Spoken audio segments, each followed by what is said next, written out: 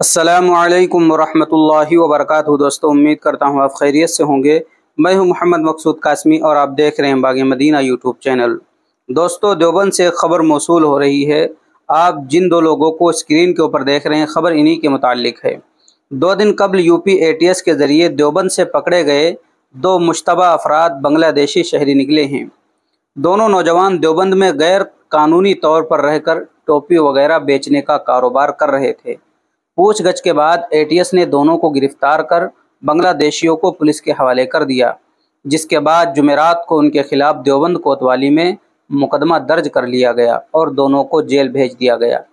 18 जुलाई को सहारनपुर ATS की team ने देवबंद में छापे के दौरान रियासती शाहराह से एक मुश्तबा शख्स को हिरासत में लिया था, जबकि दूसरे मुश्तबा नौजवान को दारुल उलूम वक्फ रोड से हिरासत में लिया था, जिसके बाद टीम दोनों मुल्जिमान को अपने साथ ले गई।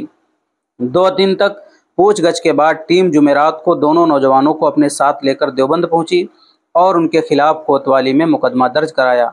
ATS टीम के जरिए दर्ज केस में दोनों मुश्तबा अफराद को बांग्लादेशी शहरी बताया गया है। बताया कि ये दोनों बगैर पासपोर्ट के यहाँ रह रहे थे। फर्जी आधार कार्ड और पैन कार्ड के अलावा ATS ने इन दोनों से सिम कार्ड, मोबाइल और बैंक पासबुक भी बरामद की है। बताया जा रहा है कि दोनों नौजवान यहाँ किराए का कमरा लेकर रह रहे थे और यहाँ रहकर टोपी वगैरह बेच रहे थे।